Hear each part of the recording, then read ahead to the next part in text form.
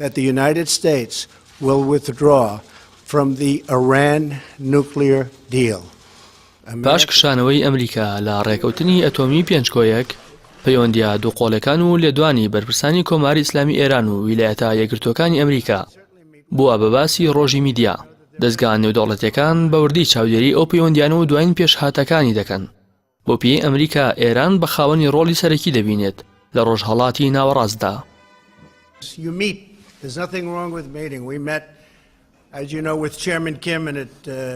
لە نوێترین لێدوانیدا دۆناڵد ترامپ سەرۆکی ویلایەتە یەکگرتووەکانی ئەمریکا ئاشکرای کرد ئامادەیە بەبێ مەرج لەگەڵ حەسەن ڕۆحانی سەرۆک کۆماری ئێران کۆبێتەوە. ترامپ لە کۆنفرانسێکی ڕۆژنامەوانی ڕایگەیاند لەگەڵ کەسانی دیکە گفتوگۆکردن هیچ کێشەیەکی تێدا نییە، بەتایبەتی لەگەڵ ئەو کەسانی کە ئەگەری هەیە بچنە جەنگ لە دژیانەوە. بۆ ڕێگریش لە ڕوودانی خوێنڕشتن لەگەڵ هەموو کەس کۆ دەبێتەوە و هیچ کێشەیەکیش لە کۆبوونەوەدا نابینێت. ترامپ ئەوەی بەبیری ڕۆژنامەنووسان هێنایەوە کە پێشتریش لەگەڵ سەرۆکی کۆرەی باکوور کۆبووتەوە لە کاتێکدا لێدوانەکانیان گەشت بوویە ئەو پەڕی تونند و تیژی. لە یەکەمین کاردانەوەشدا بەرامبەر لێدوانەکانی سەرۆکی ئەمریکا کۆماری ئیسلامی ئێران لە ڕێگەی ڕاوێژکاری سەرۆک کۆماری ئێران وەڵامی لێدوانەکانی ترامپی دایەوە و ڕەتی کردەوە بەبێ ئامادەکاری و مەرجی پێشوەخت لەگەڵ ئەمریکا بچنە نێو کۆبوونەوە و دانوستان. حامید ئەبوتاڵبی ڕاوێژکاری حەسەن ڕۆحانی سەرۆک کۆماری ئێران لە تویتێکدا لە تۆڕی کۆمەڵایەتی تویتەر ڕایگەیاند بۆ دانیشتن لەسەر مێزی گفتوگۆ دەبێت ئەمریکا بگەڕێتەوە ناو ڕێکەوتنی ئەتۆمی پێنجکۆیەک و پابەندی خۆشی بۆ ڕێکەوتنەوە ڕابگەیەنێت.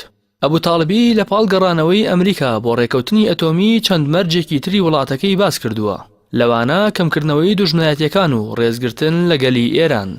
تصور میشه که اگر ما مشکلاتمون رو با آمریکا حل کردیم ما همه مشکلات کشور حل خواهد شد. اولا لە میانی وتارێکدا بۆ سەفیر و باڵێۆزەکانی ئێران لە دەرەوەی وڵات ئایەتوڵڵا عەلی خامنەیی ڕابەری باڵای شۆڕشی ئێران بینینەوەی چارەسەری گرفتەکان لە ڕێگەی دانوستان لەگەڵ ئەمریکا بە هەڵەیەکی ڕوون و ڕەوان و بێپێچ و پەنا وەسف کرد.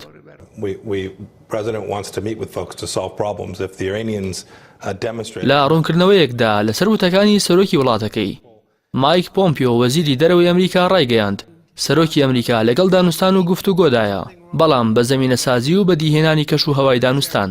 پۆمپیۆ ئاماژەی بەوە کردووە ئەگەر ئێرانیەکان بەڵێن بدەن بە ئامادەی خۆیان بۆ گۆڕینی سەرجەمی ڕەفتارە بنەڕەتیەکان و داماڵینی وڵاتەکەیان لە چەکی ئەتۆمی، ئەوە سەرۆکی ئەمریکا ئامادەی گفتوگۆ و کۆبوونەوەیە.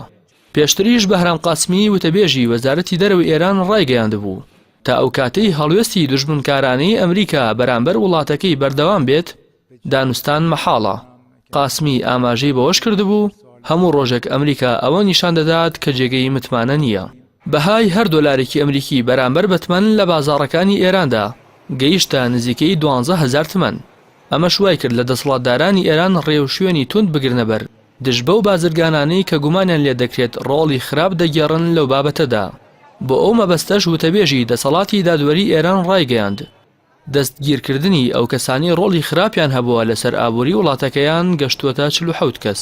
لەگەڵ ئەمانەدا حوسێن خانزادی فەرماندەی هێزی دەریایی سوپای ئێران مانەوەی تەنگەی هورمزی بەکراوەیی پەیوەست کرد بە دەستەبەرکردنی بەرژەوەندەکانی کۆماری ئیسلامی ئێران و داوای لە کۆمەڵگای نێودەوڵەتیش کرد ئەوەی لەسەریانە بەرامبەر تاران جێبەجێ بکەن.